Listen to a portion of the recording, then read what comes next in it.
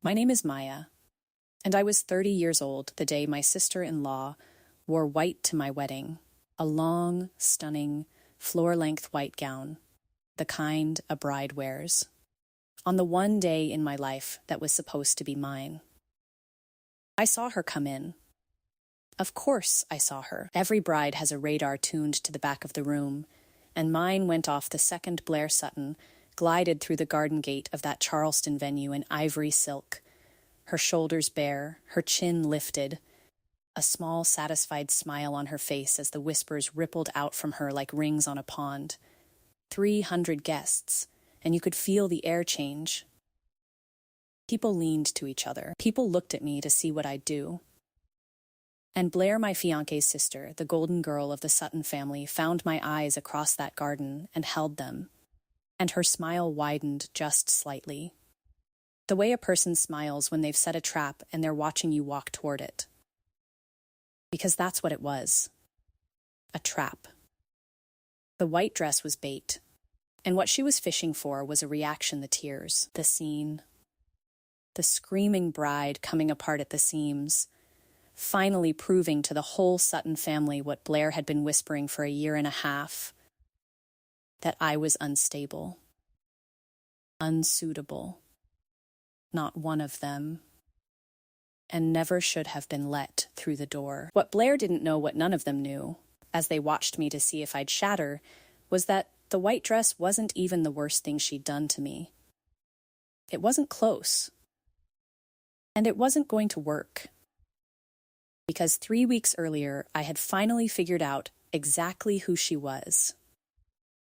And I had decided that this wedding was going to go very differently than the one she'd planned for me. Welcome to composed drama stories where the women everyone underestimated finally tell their side. If quiet strength and slow justice are your kind of evening, stay with me. Because here is what every single person in that garden expected, including Blair, including my groom, including the woman who'd raised me. They expected the quiet one, the soft one, the girl who'd spent 18 months swallowing every insult to keep the peace, to do what she always did. Smile, absorb it, disappear a little more. And about 40 minutes after Blair sat down in that white dress in the second row like she was the one getting married, the officiant, my officiant, a woman named Lorna, who had known me since I was in diapers, stopped the entire ceremony. Everyone assumed Lorna was rescuing me. She wasn't. Nobody rescued me that day. I want you to understand that, because it's the whole point of this story. Lorna stopped the wedding because I had asked her to be ready to. And what happened next, I did myself. But to understand how a soft girl in a borrowed veil took back her own wedding in front of 300 people, you have to understand the year and a half that taught her she had to. Let me take you back. I am not, by any measure, what the Sutton family had in mind for their son. I grew up 2 states away in a tired little river town, raised by a single mother named Teresa, who cleaned houses and did other people's books on the side, and worked herself to the bone so that I could be the first person in our family to finish college. We didn't have money. We had each other. And we had a particular fierceness my mother drilled into me from the time I was small. She used to hold my face in her 2 rough hands and say, "Maya, you don't shrink for anybody. You hear me? You take up your whole space." She died of a stroke when I was 24, suddenly, on an ordinary Tuesday. And the world has never quite had enough color in it since. The only family I had left after that was Lorna, my mother's best friend of 30 years, who had been at my birth and my mother's funeral and every birthday in between, and who stepped, without anyone asking, into the empty place where a mother is supposed to stand. I built a life anyway. I moved to Charleston for a job. I became a graphic designer specifically, a photo retoucher, the person who fixes the images you see in magazines and ad campaigns, who spends her days zoomed in at 400% on other people's pictures, smoothing skin and adjusting light and, more than anything, learning to see. That's the real skill of my trade. Not making things pretty. Seeing what's actually there. After 10 years of it, I can look at an image for 3 seconds and tell you if a shadow falls wrong, if a reflection doesn't match, if something has been added or taken away. I can see a lie in a photograph faster than almost anyone alive. Hold on to that. It matters more than you know yet. I met Daniel Sutton at a friend's barbecue 4 years ago, and I fell in love with him the way you fall asleep slowly, then all at once. He was warm and funny and steady, an architect with paint on his hands and an easy laugh, and he looked at me like I was the most interesting person in any room. For 2 years it was simple and good. And then we got engaged, and I met the family properly, and I learned that Daniel came with a sister. The Suttons were old Charleston, not the richest family in the city, but the kind with a name that opened doors, a pew their family had sat in for 4 generations. A house south of Broad with a piazza and a portrait of somebody's grandfather over the mantel. I walked into that world with a state school degree, a job people had to have explained to them, and no family to speak of, and I felt every inch of the difference the first time I stepped onto that piazza. I want to be clear. I was not ashamed of where I came from. My mother raised me prouder than that. But there's a particular way that old families have of making you feel like a guest who's overstayed. All of it perfectly polite. None of it anything you could name, and Blair, I would learn, had elevated that particular cruelty to an art form. To Daniel's parents, I was simply unexpected, a curiosity they were deciding about. To Blair, from the very first handshake, I was an invader at the gate, and she was the gate. I want to be fair about Blair, so let me describe her precisely. Blair is the older of the 2 Sutton children, 33, polished to a high shine, the kind of woman who has never once in her life walked into a room and not been the most important person in it because she makes sure of it. She is beautiful and quick and charming in the specific way of people who have learned that charm is a tool you use on the people who matter and put away for the people who don't. And from the very first dinner, I understood, the way an animal understands weather, that to Blair I did not matter, and worse than that, I was a threat. Because Daniel was hers, not romantically, nothing like that. But Blair had been the son her little brother orbited his entire life. She made his decisions, curated his friendships, had an opinion on everything from his haircut to his career, and Daniel Sweet, conflict-avoiding Daniel, had spent 30 years letting her, because it was easier than the alternative. And now here I was, the Rivertown nobody with the dead mother and the unglamorous job, about to become the most important person in Daniel's life. Blair was never going to allow that. She just had too much practice to do it where anyone could see, so she did it the way clever, cruel people always do it deniably.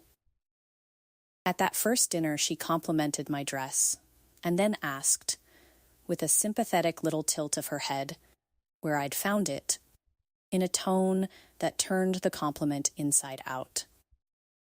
She would bring up, warmly, in front of Daniel's parents, stories that subtly painted me as the outsider Maya wouldn't know. She didn't grow up the way we did, always smiling, always sweet. She organized family events and forgot to include me, then apologized so graciously that I looked petty for having noticed. She had a genius for it.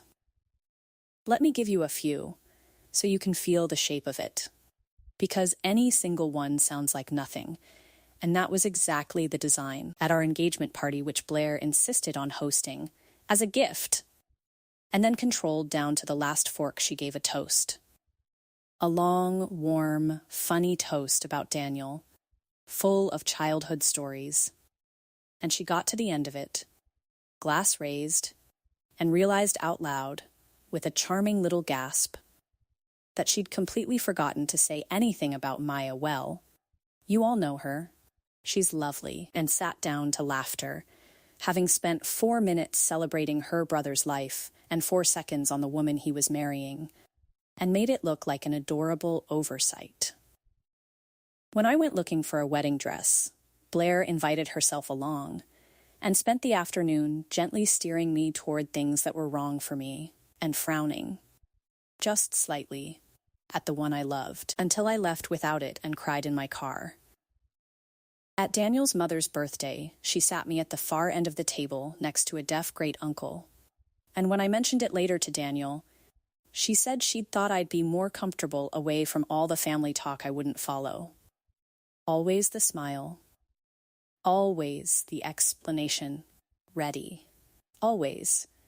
If you objected, the sense that you were the one with the problem. Every single thing she did was small enough to deny and deliberate enough to wound. And when I'd try, carefully, to tell Daniel that his sister was being cruel to me, I ran headfirst into the thing that nearly broke us. He didn't believe me. Not really. He'd say Blair could be a lot, but that she meant well. That she was just protective. That I was reading into things. His parents were worse to them. Blair could do no wrong.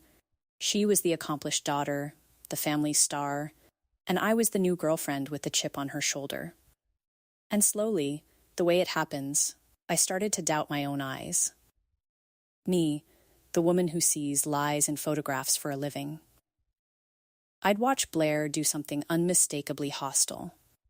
And then I'd watch the whole family receive it as charming, and I'd go home and lie awake, wondering if I was the crazy one, if I was too sensitive, if I was inventing a villain out of a sister-in-law who just had a strong personality.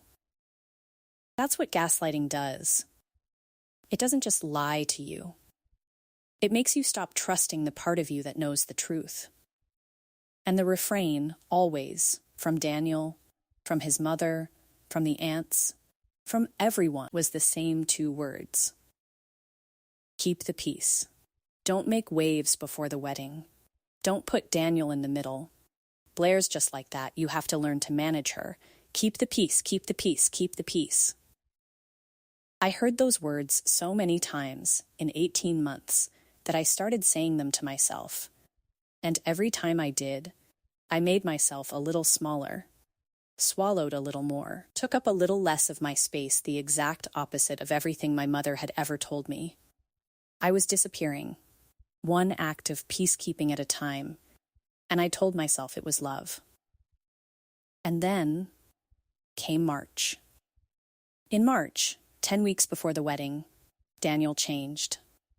Overnight almost, he went cold and strange and distant, wouldn't quite look at me, started canceling plans, and one terrible night he sat me down at our kitchen table with his hands shaking and asked me if there was something I needed to tell him. I didn't know what he was talking about. He wouldn't say. He just kept looking at me like I'd become a stranger. And for 2 weeks, our entire relationship hung over a cliff while he pulled away and I begged him to tell me what had happened. And he wouldn't. You have to understand what those 2 weeks did to me. I would lie next to him at night and feel him awake and rigid beside me. A foot of cold mattress between us that might as well have been an ocean. And I would rack my brain trying to figure out what I'd done. Because when someone you love looks at you like that, your first instinct isn't anger.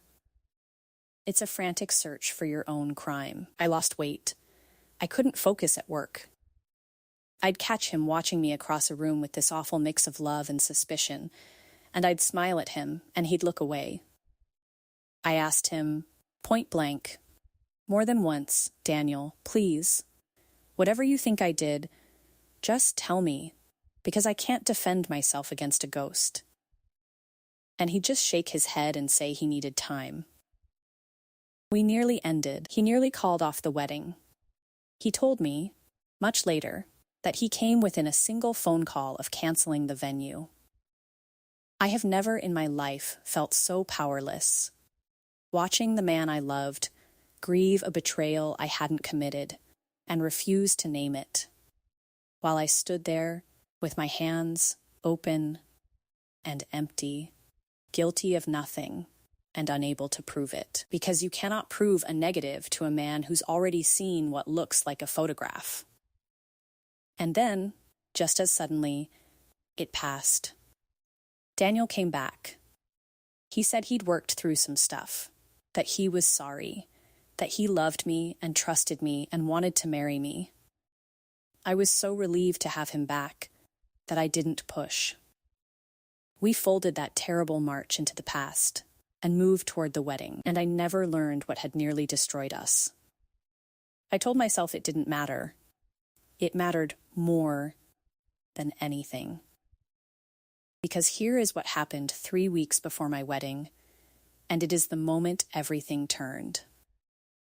Daniel and I were combining our digital lives the way couples do, merging photo libraries, sharing accounts, the small administrative intimacies of building a life, and in a shared folder, in a backup of Daniel's messages from the spring, I found them.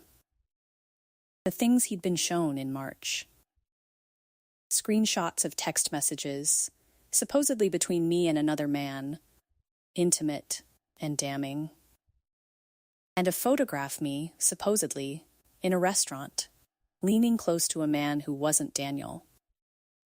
His hand over mine. For about 10 seconds, my heart stopped, because they looked real, and even knowing I had never sent those texts, never met that man, felt the ground tilt. That's how good gaslighting is. For 10 seconds, I almost doubted my own memory. And then my training kicked in. I did what I do 400%, zoomed in, every single day. I looked. Really looked. And I saw the lie. Let me explain how, in plain terms, because it's the hinge of the whole story. The photograph was a composite, 2 pictures stitched into one. And whoever made it was good, but not as good as someone who does this for a living. The light on my face fell from the left. The light on the man fell from the right. In a real photograph. In a real restaurant. The sun and the lamps don't shine from 2 different directions onto 2 people sitting at the same table. The shadow under my hand and the shadow under his didn't match. My edge, the line where I met the background, had the faint, too clean halo you get when someone cuts a figure out of one image and drops it into another. It took me 90 seconds to know with total certainty that photo was fake, manufactured, and the text screenshots, when I checked the small details, the battery icon, the timestamps, a font that was a half shade wrong, were fake too. Someone had built an entire affair out of pixels and handed it to my fiancé 10 weeks before our wedding, and very nearly ended us with it. I sat on the floor of our apartment, and I shook. Not from doubt anymore, but from rage, and from the sick vertigo of understanding that someone in my life hated me enough to do this. Think about what it takes. Not a cruel word in a moment of anger. Anyone can do that. This was patient. Somebody had sat down, calmly, with software and time, and built a fake man, and a fake affair, and a fake version of me, frame by frame, and then waited for the right moment to slide it in front of my fiancé like poison into a glass. The coldness of it is what stole my breath. While I'd been addressing wedding invitations, someone who smiled at me across family dinners had been at a screen, manufacturing my betrayal. And then I did the second thing I'm good at. I traced it. Every digital file carries a history if you know where to look, where it was created, where it was stored, the trail of accounts it passed through before it landed. I followed those breadcrumbs the way I follow them in a corrupted project file at work, methodically, refusing to jump to the answer, until the answer was undeniable. And they led exactly where, somewhere deep down, beneath a year and a half of being told I was imagining things, I had always known they'd lead. Blair. It was Blair. My future sister-in-law had fabricated evidence of an affair and fed it to her own brother to destroy my marriage before it began. And she had nearly succeeded. Every cruel small thing I'd ever doubted, every time I'd lain awake wondering if I was the crazy one, it all came roaring back into focus, and I understood that I had never once been wrong. I had only been outnumbered. Now, here is the moment this story could have gone the ordinary way, and didn't. Because I had the proof now. I could have marched to Daniel and laid it all out, or confronted Blair, or blown the whole thing up that very night. But I stopped, and I made myself think like the calmest version of myself. And I understood the trap I was standing in. If I went to Daniel alone with this, what would happen? He loved his sister. The whole family worshipped her. They had spent 18 months training themselves to see me as the unstable outsider and Blair as the golden girl. If I came to them 3 weeks before the wedding, accusing their beloved Blair of an elaborate criminal feeling scheme, with evidence that I, a professional image manipulator, had supposedly analyzed myself, do you know how that would land? They would say I'd faked it. They would say I was paranoid, that I'd finally lost it, that I was so jealous of Blair I'd invented a conspiracy.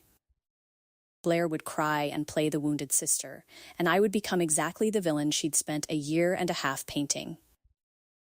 I'd hand her the ending she wanted. The quiet, deniable cruelty only works if you fight it loudly and alone, because then you look like the loud, crazy one. I knew that. I'd lived it for 18 months. So I did something different. I did the only thing that I knew, in my bones, my mother would have done. I called Lorna. I drove out to Lorna's little house that night, and I sat at her kitchen table the way I'd sat at my mother's 1,000 times, and I told her everything 18 months of it, all the small cruelties I doubted, and then March, and then the photograph, and the light falling from 2 directions, and the trail leading to Blair. And Lorna, who had agreed months earlier to get ordained online and officiate our wedding because I had no mother to stand up with me, listened to all of it without saying a word.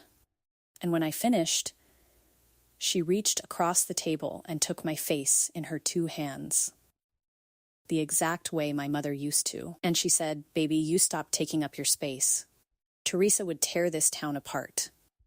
And I started to cry, because she was right, and because I'd missed my mother every day for 6 years and never more than in that kitchen.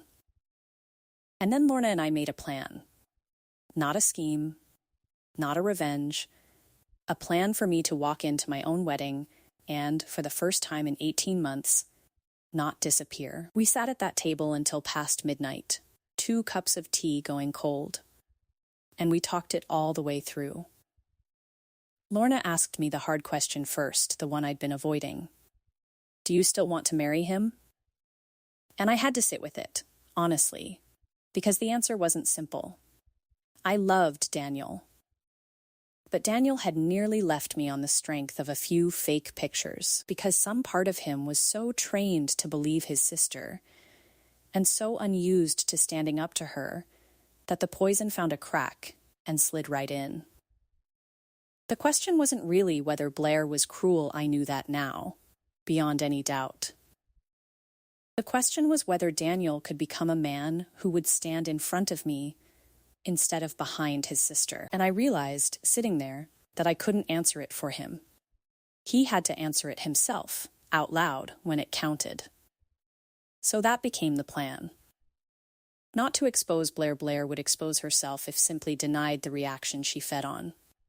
The plan was to create one honest moment, in the open, where Daniel would have to choose in front of everyone, with nowhere to hide and no piece left to keep. Lorna would give me the floor.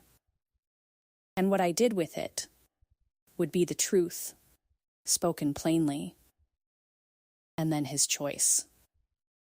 Here is what I decided, and it's the heart of everything. I was not going to confront Blair in private, where she could spin it. I was not going to ambush Daniel with evidence, where the family could call me a liar. And I was not, under any circumstances, going to give Blair the screaming, sobbing, unstable bride she was angling for. Instead, I was going to go to my wedding as the calmest woman in Charleston. I was going to let Blair, who could never resist a stage, do whatever she was going to do. And at the right moment, Lorna, my person, the only family I had left, would pause the ceremony and give me the floor. And I would not read out evidence to 300 strangers. I would simply, quietly, stop keeping the peace. I would put one true thing into that garden and let it do what truth does. And I would make Daniel, in front of God and his whole family, finally choose. I want to tell you those 3 weeks were calm. They were not. There were nights I nearly called the whole thing off. Nights I lay awake doing the math a person should never have to do about the man she's about to marry. Wondering if a man who could be turned against me by his sister in 2 weeks flat was a man I should be promising my life to.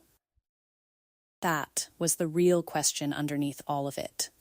And I knew it, and I decided that the wedding itself would be the place I finally got it answered. If Daniel chose his sister's comfort one more time, in the one moment it counted most, then I'd have my answer, and I would walk out of that garden in my veil and never look back, and it would hurt like dying, but I would do it. And if he chose me, finally, truly, out loud, with everyone watching then, maybe we had something real enough to build a life on. I was betting my entire heart on a question I would not get the answer to until I was already standing at the altar in front of 300 people. I have done a lot of frightening things in my life. I have never done anything as brave as deciding to find out the truth about the man I loved on my own wedding day, on purpose, with witnesses. There was a strange peace in it, too, underneath the fear. For 18 months, I had been powerless gaslit, sidelined, made to doubt my own mind.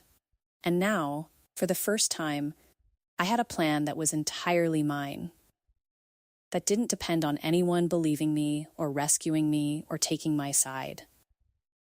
Whatever happened in that garden, it was going to be honest, and it was going to be me taking up my whole space again.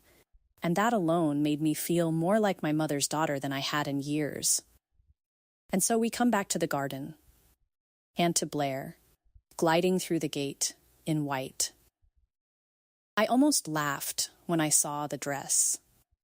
3 weeks earlier, it would have devastated me. Now it just told me everything. Because the white dress wasn't confidence, it was panic. Blair had played her best secret card in March, the fabricated affair. And it had failed. The wedding was happening anyway. So she'd come to do the only thing she had left, out in the open, provoke me into a meltdown so spectacular that the family would finally agree she'd been right about me all along. The dress was a flare fired by a woman who was losing and knew it. And I, who had spent a year and a half being told I was the dramatic one, simply smiled at her serenely, and turned back to my guests. I watched the confusion flicker across her face. She'd expected a reaction. I gave her a wall.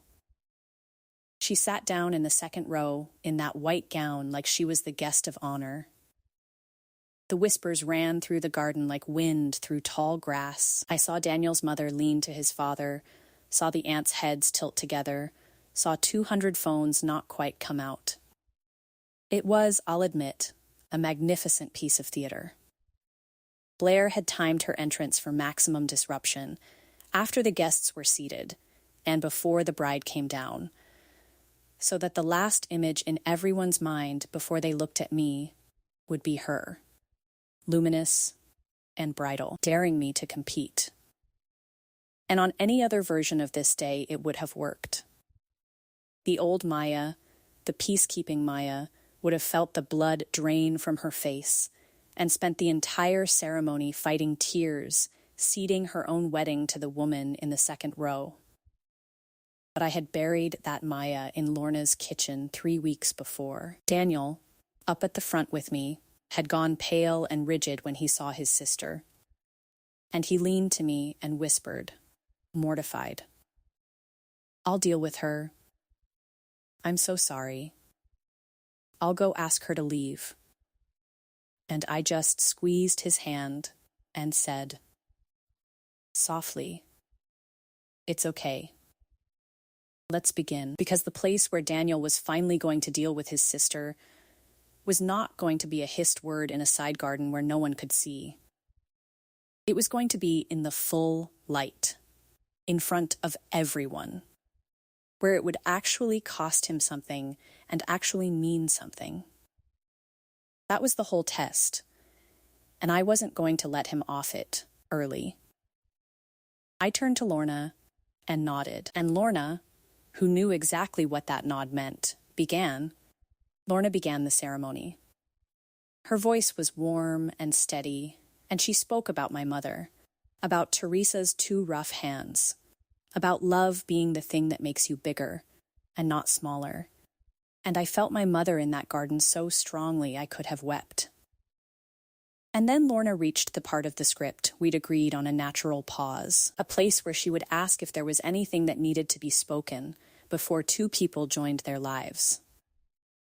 And Lorna lowered the little book she was holding, and she looked out at the garden, and then she looked at me, and she said, gently, into a silence so complete you could hear the harbor, "Before we go on, I think the bride has something she needs to say." And she stopped everything. The garden froze. 300 faces turned to me, and I felt them all expecting it to crumble, the tears, the unraveling. Blair actually leaned forward in her white dress, hungry for it. They had all cast me, 18 months ago, in the role of the woman who would eventually break.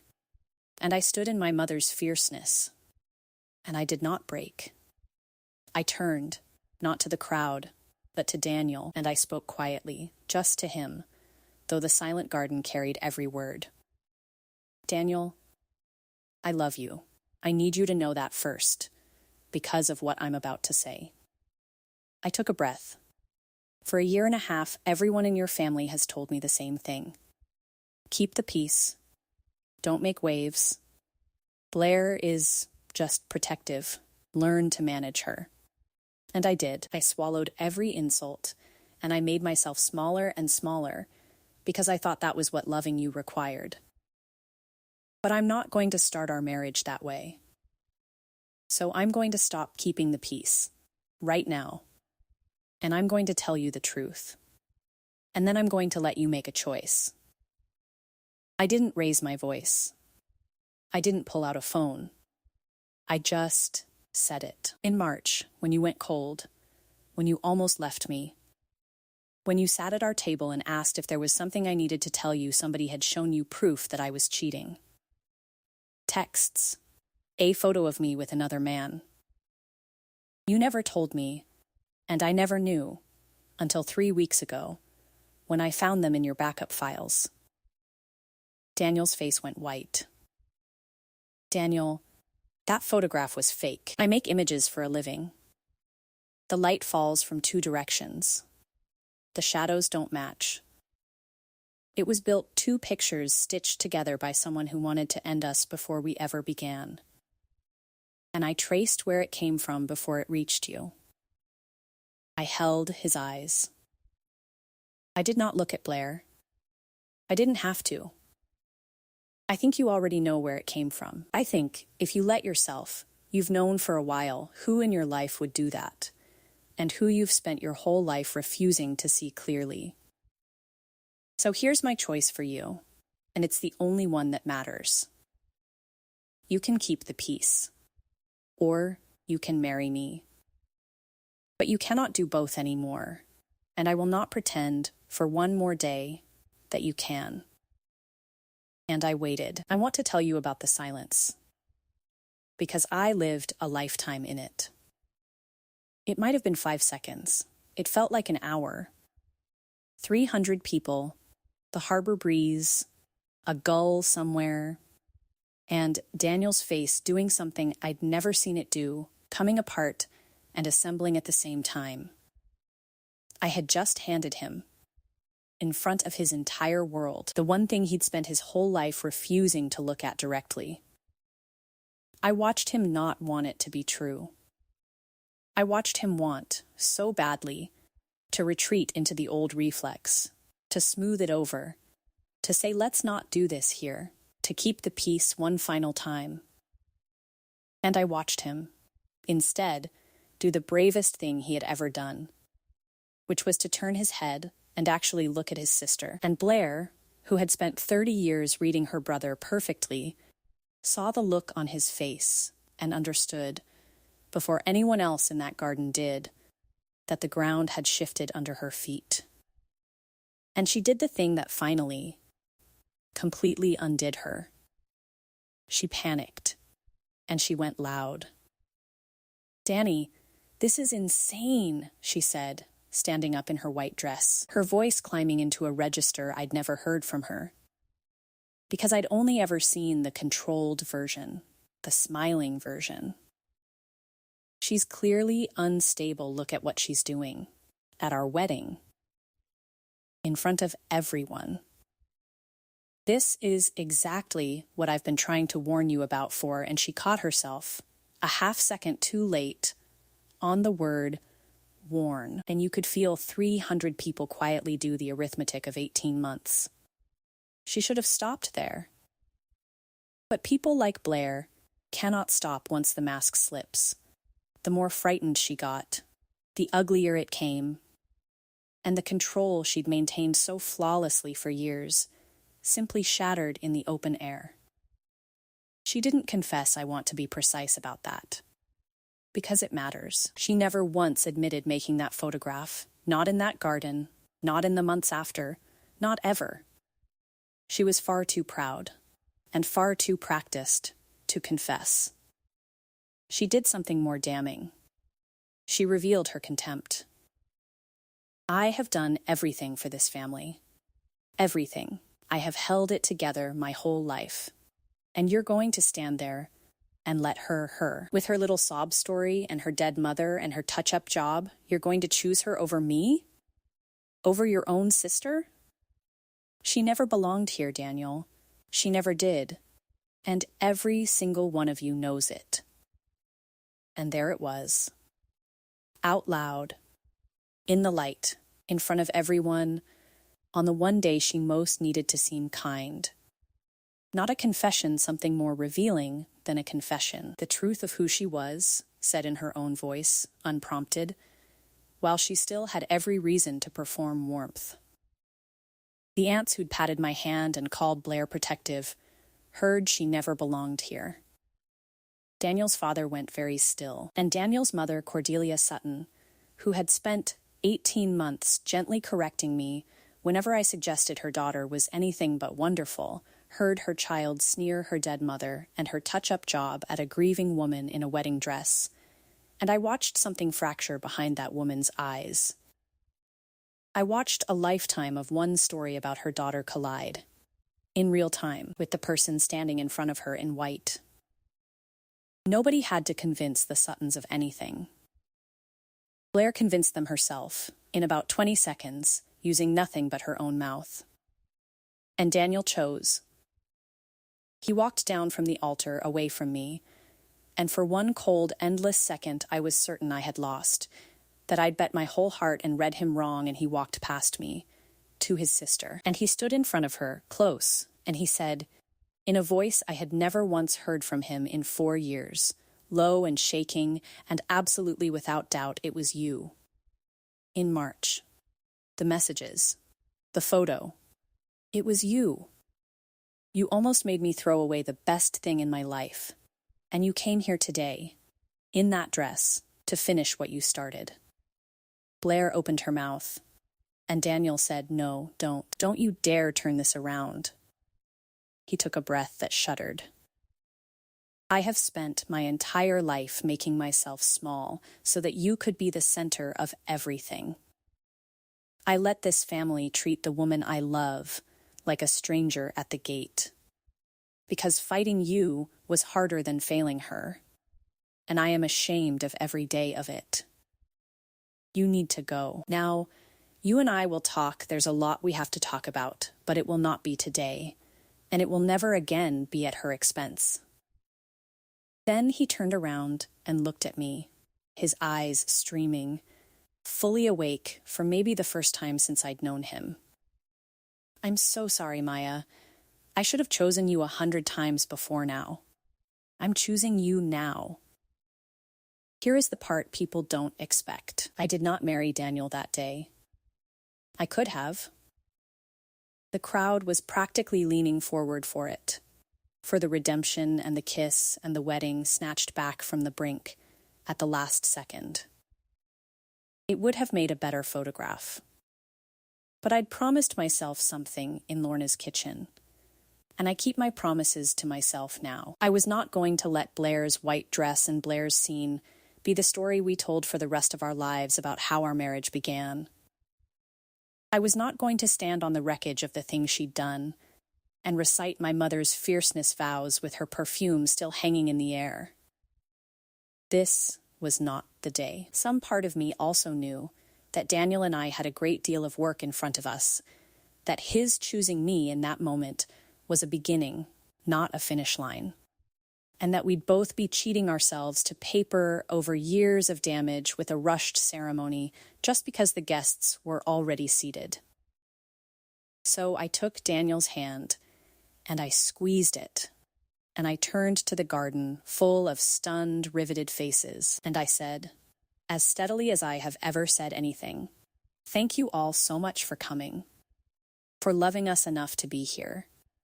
There isn't going to be a wedding today. I let that land.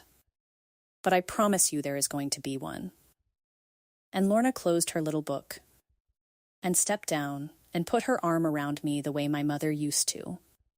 And the three of us, me, my groom, and the only family I had left, walked back up that garden aisle together and out through the gate, past Blair standing alone in her white dress in a sea of 300 people who were, at last, all looking at her and seeing exactly what I had been seeing for a year and a half. I did not look at her as I passed. I'd spent 18 months giving that woman my attention. She didn't get one more second of it. Let me tell you how it all settled. Because the justice in this story was slow, the way real justice is, and it was complete. Blair's reign ended in that garden. You cannot unhear what 300 people heard. And you cannot unsee a woman in a white gown sneering at a grieving bride about her dead mother. The family that had spent decades quietly arranging itself around Blair as the sun began, almost overnight, to rearrange itself. It didn't happen in one dramatic confrontation. It happened the way these things really happen, in 1,000 small recalibrations. Invitations that used to center her stopped. The benefit of the doubt she'd always been extended quietly evaporated. Her parents, forced at last to hold what she'd done and who she'd shown herself to be, did not rush to her defense the way they always had. Cordelia, especially I heard later that Cordelia and Blair barely spoke for the better part of a year. That something between a mother and her golden daughter had cracked in that garden and would not be puttied back over. For a woman whose entire power came from being adored by her family, that was the one punishment that actually reached her. Daniel, to his very great credit, did the hard thing instead of the easy one. And he kept doing it, which is rarer. He cut off contact with his sister for a long while, not in a rage, but in the clear-eyed way of a man who has finally understood that some distance is the only thing that lets you heal. He went to therapy, real therapy, week after week, to understand why he'd spent his life shrinking to keep his sister comfortable, why he'd been so primed to believe the worst of me that a few fake screenshots nearly cost him everything, why keep the peace had been the organizing law of his whole existence. It was not comfortable to watch, and it was not quick. But the man who came out the other side of it was steadier and braver and more present than the one I'd very nearly married in that garden, and I have never once regretted making him earn it in the daylight. Blair was not arrested. There was no dramatic, satisfying ruin. Life rarely hands you that, and I've made my peace with it. She kept her job and her friends and her beautiful apartment, but she lost the only thing all that cruelty had been in service of protecting, her place at the absolute center of her brother's life. She had tried to destroy me to keep him, and in the trying, she lost him almost entirely. He set boundaries with her that he holds to this day. She reaped exactly what she sowed, seed for seed, and the harvest was the very loss she'd been so terrified of that she'd burned down everything to prevent it. And 4 months later, on a soft Saturday morning, with about 20 people in Lorna's backyard under a live oak strung with paper lanterns, I married Daniel. Lorna officiated again, and this time she got all the way to the end of her little book. I wore my mother's pearl earrings, the only good thing she ever owned, and when Lorna spoke about Teresa's 2 rough hands, I felt her there, taking up her whole space beside me. Blair was not invited and did not come. There were no white dresses but mine, no second row full of bait. No peace to keep just 2 people who had been tested at the very edge of a cliff and chosen each other in full daylight, on purpose. It was the most honest day of my life. My mother, I am certain, tore some corner of heaven apart with joy. Here is what I learned, and I'll give it to you the way I wish someone had given it to me in those 18 months I spent disappearing. They will tell you to keep the peace. They will say it kindly, even lovingly. Don't make waves. Don't put him in the middle. She's just like that. Learn to manage her. And it sounds like wisdom, and it sounds like maturity, and it is so often just a polite name for your own slow erasure. Because the peace they're asking you to keep is never really peace. It's just your silence. It's you, taking up less and less of your space, swallowing more and more, apologizing for noticing, until one day you look up and you've quietly disappeared inside your own life, and everyone around you is calling that disappearance harmony. Real peace doesn't require one person to vanish so everyone else can stay comfortable.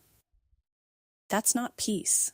That's a tax, and it's always the same person paying it. That is not what love asks of you. I need you to hear this part, because I believed the opposite for 18 months. Love makes you bigger. It makes you more yourself, not less. The thing that asks you to shrink, to dim, to make yourself smaller and quieter and easier, and call that devotion that is not love, no matter whose face it's wearing, no matter how warm its voice. My mother knew that with her 2 rough hands when I was 5 years old. It took me almost dying inside my own engagement to remember it. And there's a second thing, and it's for everyone who's ever been made to doubt their own eyes. I could spot a fake photograph in 90 seconds. I had built a whole career, a whole identity, on trusting what I could see. And it still took me a 1.5 years and a fabricated affair to trust what I was seeing in my own family, because when enough people, calmly and repeatedly, insist that the thing right in front of you isn't real, you slowly start to believe them over your own 2 eyes. That's the whole machinery of it. It doesn't call you a liar. It just makes you the unreliable narrator of your own life. So if your gut has been telling you, quietly, for a long time, that someone is not who everyone keeps insisting they are, stop arguing with your gut. You are not too sensitive. You are not paranoid. You are not imagining it. You are seeing the light fall from two different directions. And you are right. And the day you stop letting people talk you out of your own perception is the day you take your power back. My sister-in-law wore white to my wedding to make me disappear. Instead, it was the day I finally stopped disappearing. She fired her best shot in the brightest light she could find, and all it did was let everyone, at last, see exactly what I'd been seeing all along. The dress she chose to erase me became the spotlight I'd been denied for a year and a half, and I stepped into it on my own 2 feet. If this story reached something in you tonight, if you've ever been told to keep the peace until you nearly vanished, or made to doubt what your own eyes were showing you, share it with someone who needs to hear that they're not too sensitive and that they were right. Drop a comment and tell me about the moment you stopped keeping the peace. Hit subscribe, and I'll see you in the next story.